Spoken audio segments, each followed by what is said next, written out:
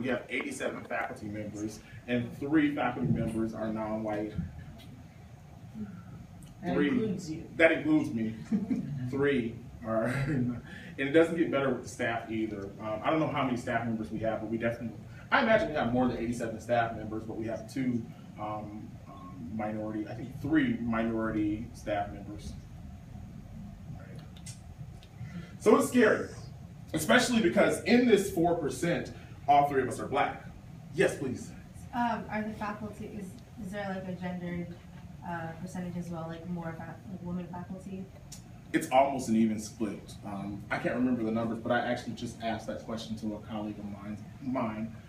But it's almost an even split. I think women outweigh men just a little bit, so there might be like 45 women and like 42 men or something like that. Yeah.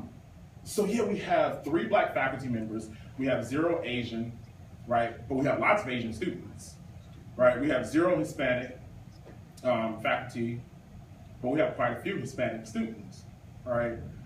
So it's a very interesting dynamic.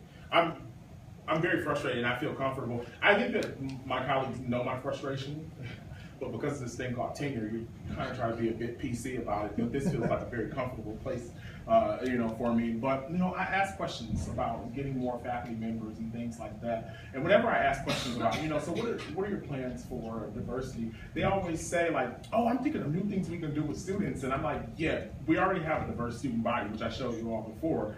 It's a faculty that is not diverse, right? And I'll talk to you all a little bit more about that. But the pre-college program that we're working on is to recruit underrepresented minorities and upper-represented minorities from New Hampshire. They can be upper-represented in a number of ways. They can be first-generation college student.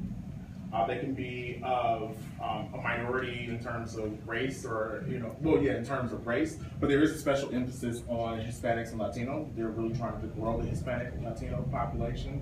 And then if they're from an urban area.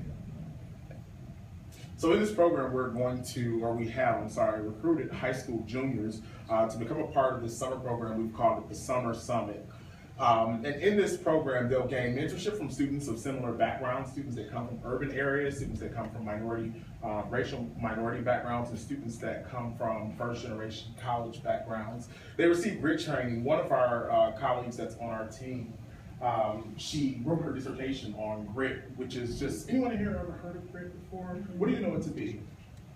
Persistence, the idea that what kind of is more than the growth mindset, just being able to keep going no matter what obstacles come forward.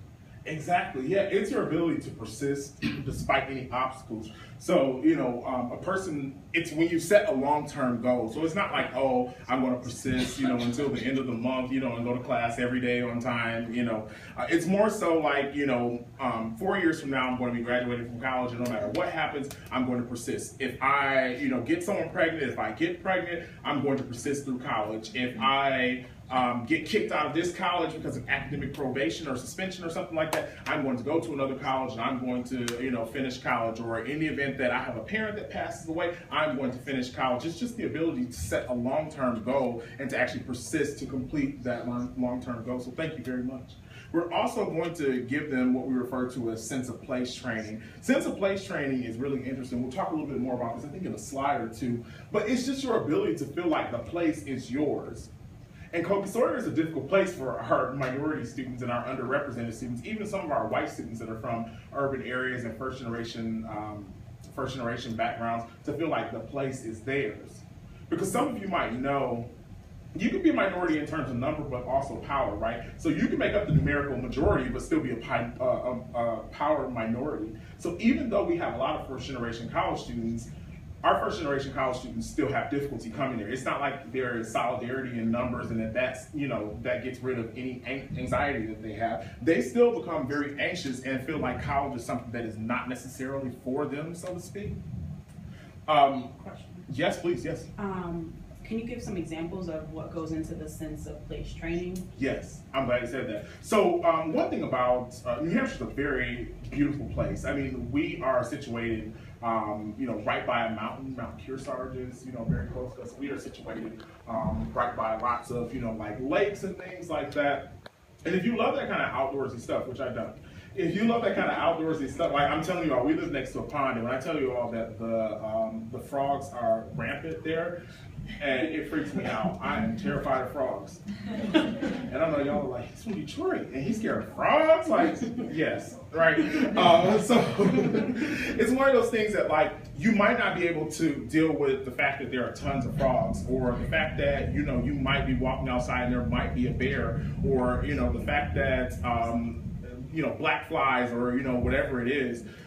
So we want them to find some place that they feel like, I like this area. So if it is like, I like studying in the field, or I love Mountain Day. Mountain Day is something that we do once a year. It's always a surprise to the students. There's usually rumor like when it will be. Like students who've been there for a while, they kind of have some clue when it'll be, because the weather has to be decently good on that day. It's usually going to be within like the first probably 3 weeks of school. But the president picks a day. He or she, we just got a new president actually, but that'll start in just like a couple weeks. But he or she will pick a day. They usually pick it in advance, and like senior staff will know. But it'll be a day where at 10 o'clock a bell will ring, and everyone will know that classes and things like that are canceled for the rest of the day. And as a college, we all go and hike the mountain, faculty and staff, students and administration, that kind of thing. So that's one of those things that we sometimes do ahead of time with students. We usually try to reserve it just for Mountain Day so that it is as a group, but sometimes they'll choose another mountain where students will, just come to understand that like this is something that is done in New Hampshire, and it gives them the opportunity to really experience it and find the beauty in it. Sometimes we do like team building, obstacle courses and things like that. We've actually come to the Hanover area to do that kind of thing before. The Rome scores, exactly, yeah. So just kind of making them feel like this is their home, if that makes sense. Is there like a trail alternative for folks who can't climb mountains? Is there are a couple of folks? Yeah, there are a couple of trails. Depending on like a person's level of ability, there might not be. Like say for instance, if a person is in a wheelchair, there's no opportunity for them to go to the mountain. However, there's a lot of opportunity for fellowship down at the bottom of the mountain, because at the end when people come down, there's food and like people gather, music and things like that. And that is a concern that some people have brought up. Yes, please. So I have a question. So in the pre-college program, or just like attention to underrepresented students, does that also include students from like religious minority groups? Interesting that you say that. It does not. Like in terms of the people students that are admitted to the program. Yeah, or even the students like that go to the school. Oh, I'm sorry. So maybe can you ask your question again? I think I guess my question is with the pre-college program, and so you talked about like underrepresented students. Does that include students from like it doesn't. groups?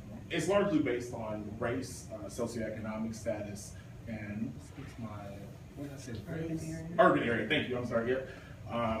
It's not necessarily religious minority. Do you have all of that? Oh yeah, Do please. you have like students from like Sikh students or Muslim students on campus? Good question about Sikhs. I'm not sure about Sikhs, but we do have some Muslim students. But I will say, and I'm religious, I'm a Christian, religion I think is a hard thing in New England. It's the wealthiest region, it's the whitest region, it's the most irreligious region.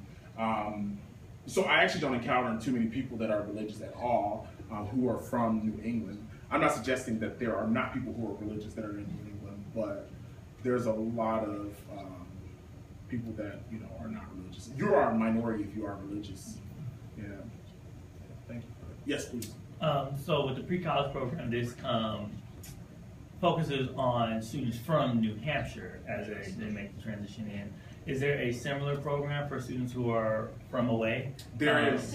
And in that, does it happen prior to them coming, or is it built into kind of like orientation once they get here at the beginning of their freshman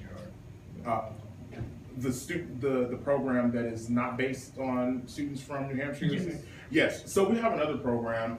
The student that you mentioned who's a part of the Progressive Scholars Program, this is slightly built from the model of the Progressive Scholars Program. I'm kind of, This is a safe space. Yes.